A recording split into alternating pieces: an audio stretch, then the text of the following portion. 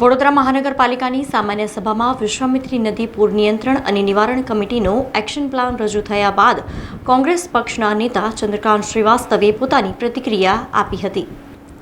વડોદરા મહાનગરપાલિકાની વડી કચેરી ખંડેરાવ માર્કેટ ખાતે યોજાયેલી સામાન્ય સભામાં વિશ્વામિત્રી નદી પૂર નિયંત્રણ અને નિવારણ કમિટી દ્વારા તૈયાર કરાયેલા એક્શન પ્લાનને પાવરપોઈન્ટ પ્રેઝન્ટેશન થકી શાસક અને વિપક્ષના કોર્પોરેટરો સમક્ષ રજૂ કરવામાં આવ્યો હતો। આ પ્રેઝન્ટેશન બાદ આ મુદ્દા પર ચર્ચા પણ સામાન્ય સભામાં થઈ હતી, જેમાં પાલિકાના કોંગ્રેસ પક્ષના નેતા ચંદ્રકાંત શ્રીવાસ્તવે આ મામલે સામાન્ય સભામાં જણાવ્યું હતું કે વડોદરાવાસીઓનું હિત સર્વોપરી હોવું જોઈએ અને ફરી આવી જળબંબાકારની સ્થિતિ ન સર્જાય તે માટે સૌ કોઈ લોકોએ સાથે મળીને કામગીરીમાં સહકાર આપવો જોઈએ અને યોગ્ય રીતે આ કામગીરી થવી જોઈએ। વ્યક્તિગત કોઈ ચર્ચામાં રસ ન લેતા વડોદરાવાસીઓના હિતમાં ચર્ચામાં રસ લેવા તેમણે હાકલ કરી હતી। જો ભાઈ આ તો પહેલી વખત બધા પ્રેઝન્ટેશન હશે, પણ આ પ્રેઝન્ટેશન એવું છે કે ટેન્ડરો તૈયાર થઈ ગયા છે, નીકળે છે અને એની અંદર વર્ણન કર્યું છે કે ભાઈ 200 માન લો કે ટ્રકો લગાડશે, ડમ્પર લગાડશે, 100, 200, 70, 80 જેસીબી મશીન લગાડશે। આ બધી મશીનરીઓની સાથેનું ટેન્ડર નીકળ્યું છે। એક ભાઈએ કીધું કે અમે 150 દિવસમાં કરીશું, એક ભાઈએ કીધું છે કે 100 દિવસમાં કરીશું।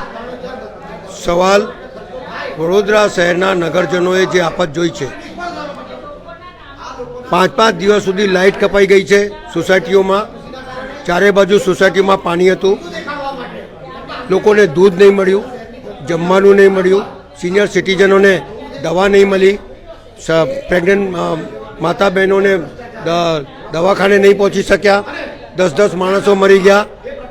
એ પ્રકારની જે કામ ઝોપડપટ્ટીનું બધું સાફ થઈ ગયું, ઘરબાર વગરના થઈ ગયા, એ પરિસ્થિતિનું જે સર્જન થયું છે એ વડોદરા શહેરના નગરજનોને ભોગ્યું છે। અમારું લક્ષ્ય એટલું જ છે કે વડોદરા શહેરના નગરજનોને આવતા વર્ષે આવી કોઈ આફતનો સામનો નહીં કરવો પડે, કારણ કે ભ્રષ્ટાચાર તો શિષ્ટાચાર જેવું થઈ ગયું છે, એટલે ભ્રષ્ટાચારમાં પડીશું તો આ કામ કદાપી થવાનું નથી।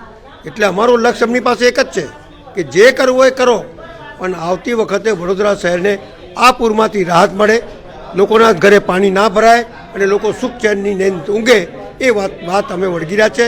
અર્જુને જે રીતે ચકલીની આંખ જોઈ હતી, અમે લોકો આ વડોદરા શહેરના નગરજનોની તકલીફ જોઈએ છે અને એમાંથી રાહત મળે એ માટેનું કામ અમે કરવા માંગીએ છીએ। સમાચારોના સતત અપડેટ માટે TNN ન્યૂઝને YouTube પર સબસ્ક્રાઇબ કરી બેલ આઇકોન પ્રેસ કરો અને અમારી સાથે જોડાયેલા રહો Facebook, Instagram અને Twitter ઉપર।